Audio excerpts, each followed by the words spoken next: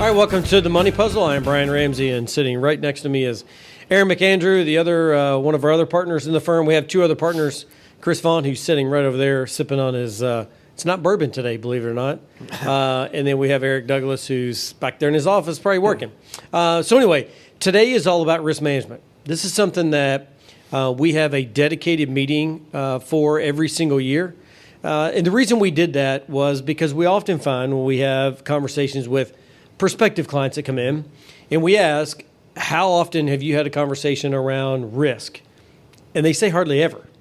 To some degree, they might say, well, you know, we talk about portfolio risk or something like that. But for the most part, there's not a dedicated meeting where we're specifically addressing risk every year. That is something that is a little bit unique to our firm. We actually have a meeting, and it happens to be this time of year, so we're sort of wrapping up those meetings right now, and we're going to transition into our third meeting of the year, which happens to be around tax planning. And so we thought we would do a show based on just content or information or conversations that we've had around risk throughout the summer, because that's when we have that dedicated meeting. So, Aaron, what types of risks do we have or do we discuss with clients when they come in? There's several. One, investment risk is, Yep. kind of goes in line with what we talk about most of the time. But most clients have assets that they need to protect as well. So there's asset risk.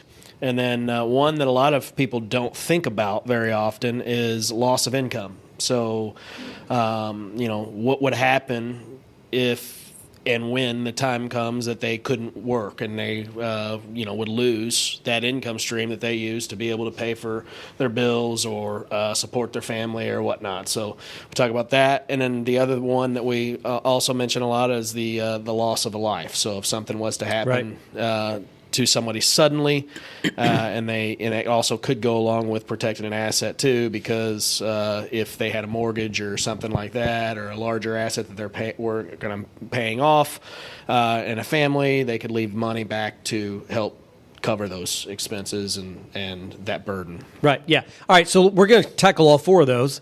So let's first talk about disability, because that's one that we find that most people hardly ever address. Mm-hmm. And it only really pertains to someone that's in the accumulation phase of life. So we always talk about this. There's three phases of life. During your financial life, there's the accumulation phase, which is working all the way up to the point to when you retire. That's the accumulation phase of life. That's where we're talking about the disability insurance is incredibly important. And then we transition from there to the income phase of life. And we'll talk about that in just a minute. And then the third phase of life is the distribution, which is who gets your stuff after you're gone, right? All right, so disability insurance, we can tackle this one pretty quick. Mm-hmm. So give us a little rundown of what disability insurance, I think most people know, but you never know. So what does disability insurance typically do, and how much does it typically cover? So disability insurance, excuse me.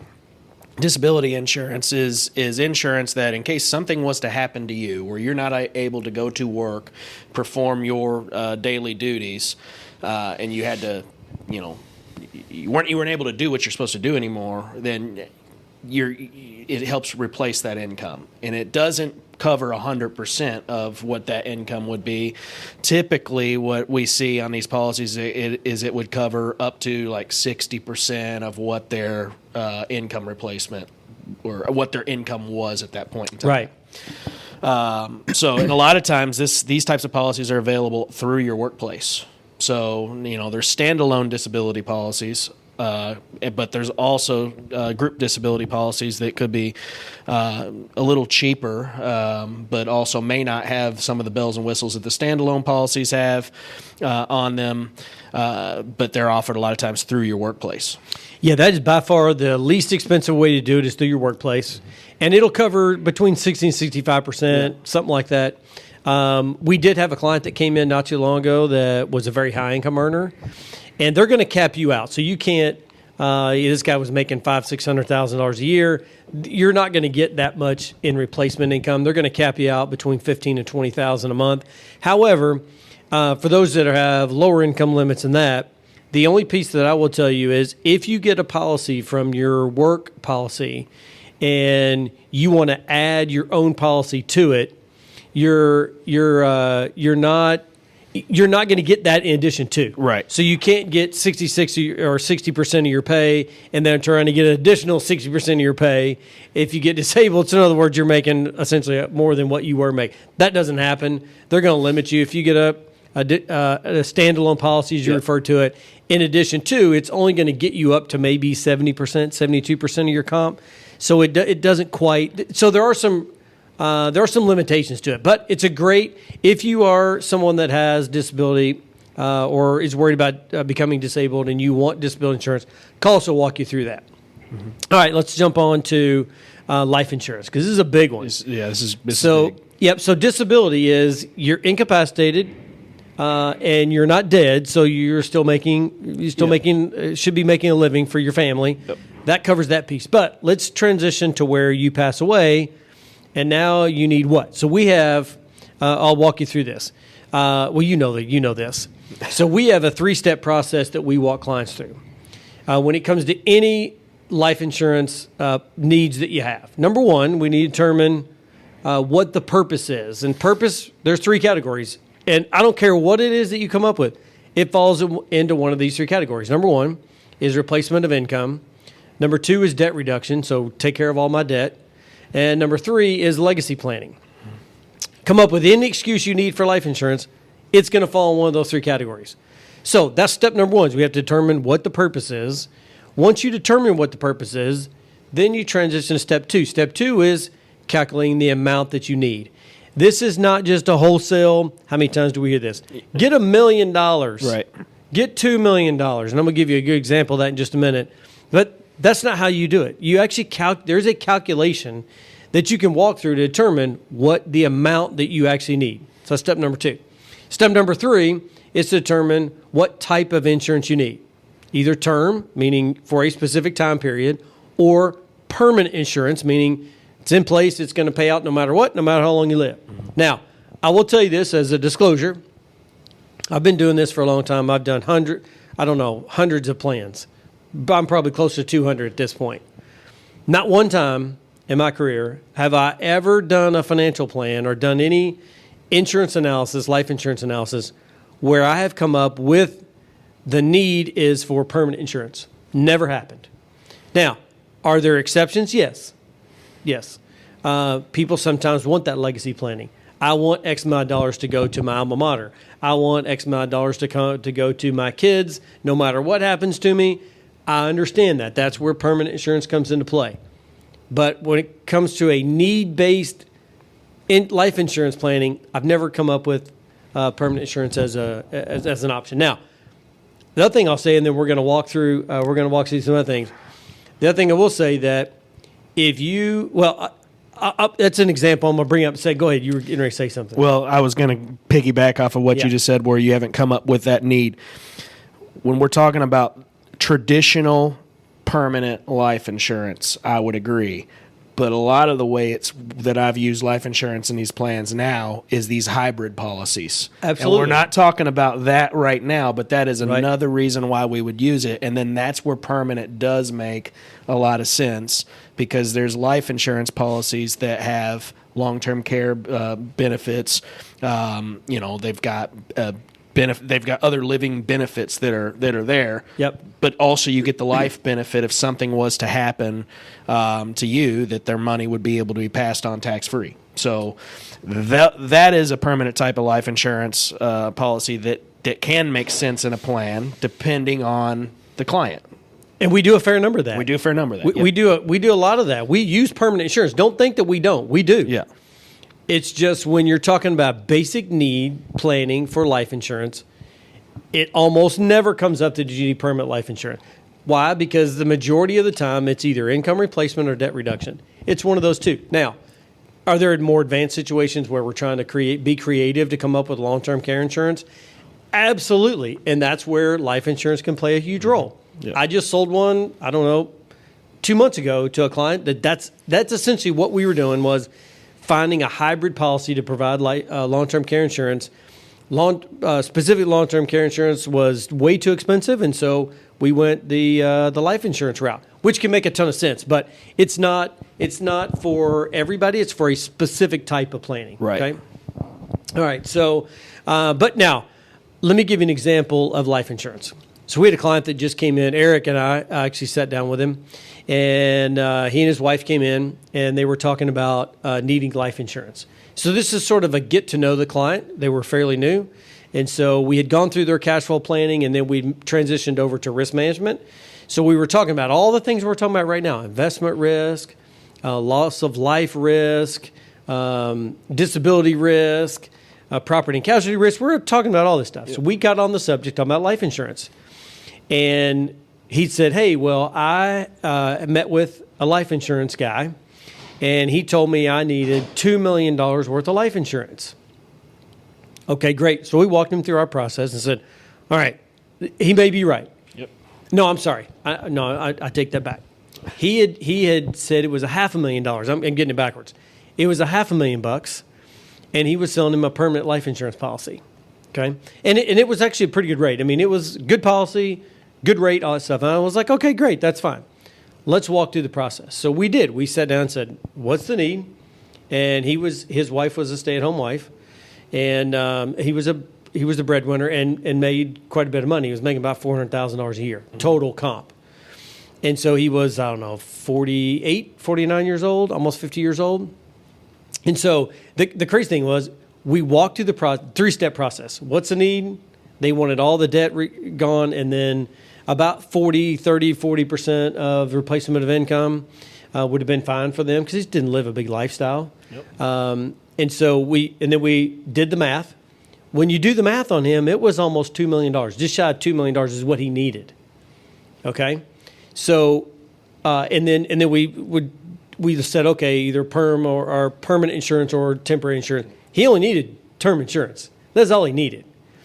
And so the funny thing was, the two funny things that came out of it. Number one, totally the wrong amount of insurance. So he was woefully uninsured. So the $500,000 policy wouldn't have got his wife anywhere near to where they needed to be. It would have barely paid off all the debt, but it wouldn't have provided any replacement of income at all. Right. Okay, and so the other thing that was ironic was because his wife was a stay-at-home spouse, the life insurance guy said, well, she doesn't need a life insurance. She's not employed. And then we turned around and said, that's 100% not the case. Right, yeah. And in fact, we suggested that he put, $750,000, or I think that's what it was, $750,000 on her term insurance. It's cheap. It was less than $1,000 a year. So it's super inexpensive. But that's the point, is when you walk through a process, a set process of determining the purpose, determining the amount, determining the type, I can promise you that's the proper way to invest in life insurance.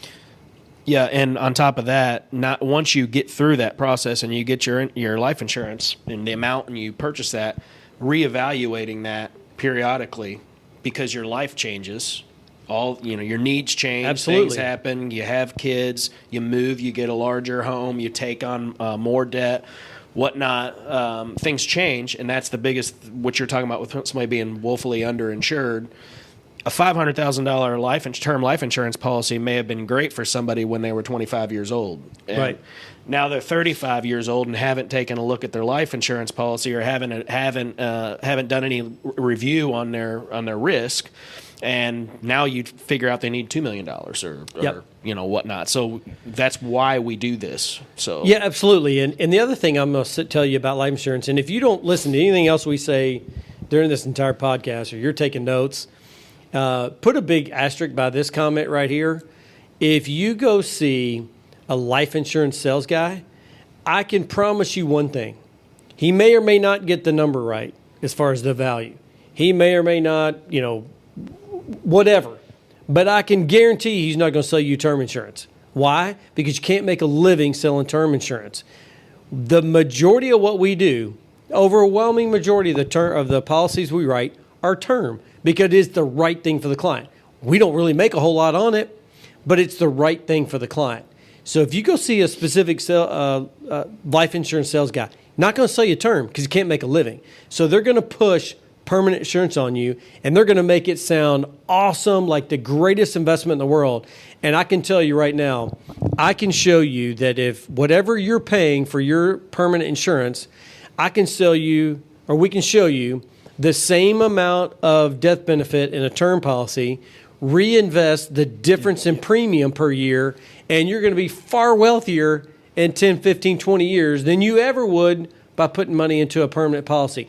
And if you don't believe me, call me, come in, and I'll show you exactly what we're talking about. It just baffles me to no end.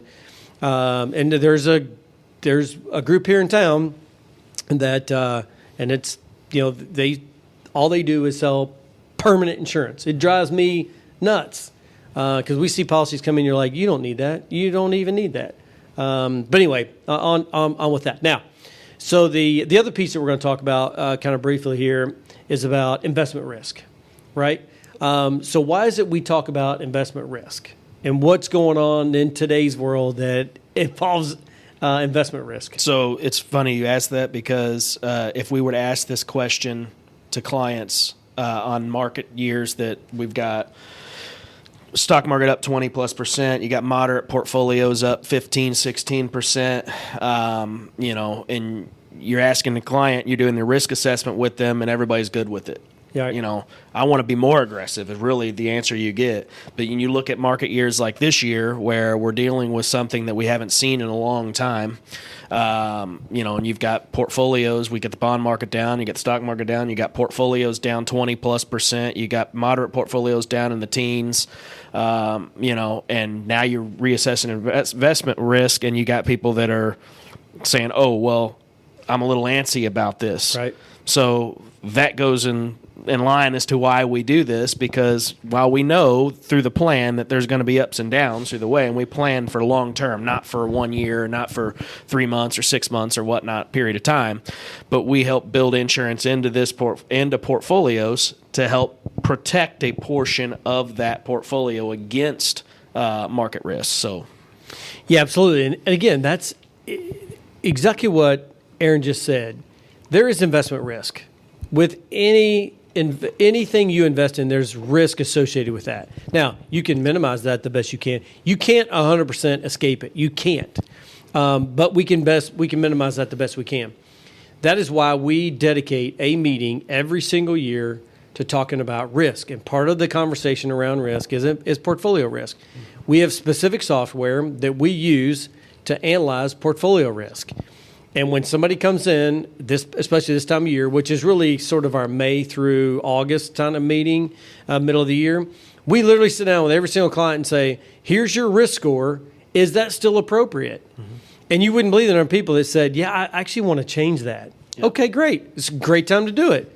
Let's get it changed. Like I said, on aggressive years, they want to be more aggressive. Right. And on years that it's not the market's not performing well, they want to be more conservative. So right. It does change. Risk tolerance does change, but these are especially good years to assess what someone's true risk tolerance is. Right.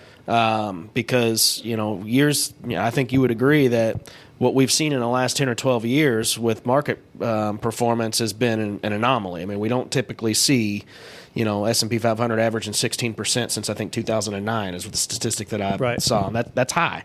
Everybody wants to be aggressive when you see years like that. Yeah, for sure. This kind of puts risk back into check. Yeah. So I guess the point of this conversation is really it is all about risk.